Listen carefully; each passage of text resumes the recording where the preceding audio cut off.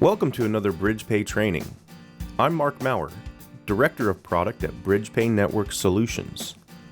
Today we will be discussing using service fees on the BridgePay gateway. A service fee is similar to a convenience fee.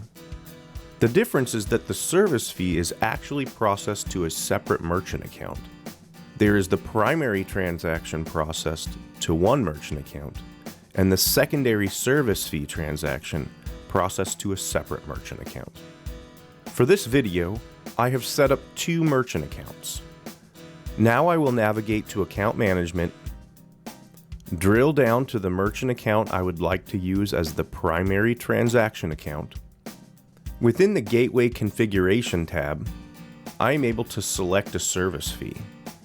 This will give me a drop-down that allows me to choose the secondary service fee merchant account. This is the merchant account that the service fee will be processed on and funded to. I then have two options for fee type. 1. Choose a flat fee amount for the service fee amount. The same fee amount will be charged for each transaction regardless of the transaction's base amount. 2. Choose a percentage that will process a pre-calculated amount based on the transaction total.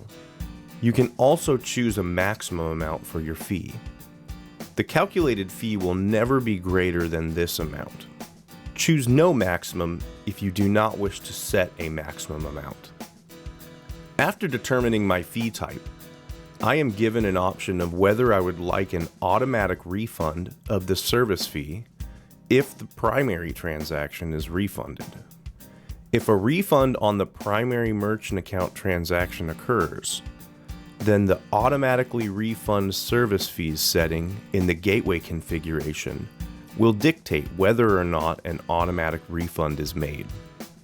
Voids of the primary transaction automatically void the secondary service fee transaction. The difference between a void and a refund is whether the batches for the transactions are settled or not.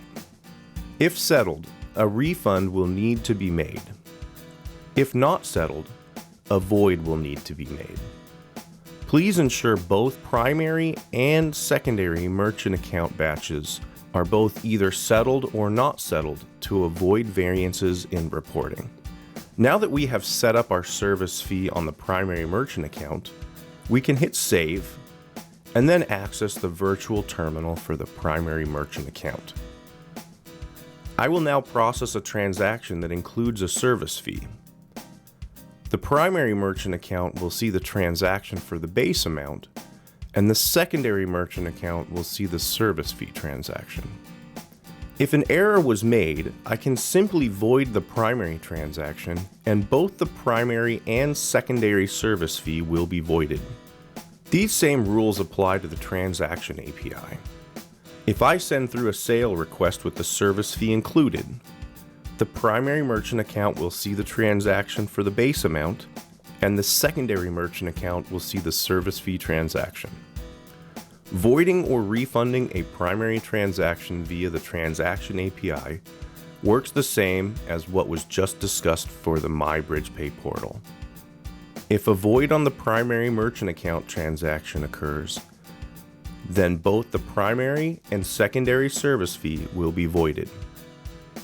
If a refund on the primary merchant account transaction occurs, then the automatically refund service fees setting in the gateway configuration will dictate whether or not an automatic refund is made. This concludes the training. Thank you for watching this video. Please like, subscribe, and leave a comment.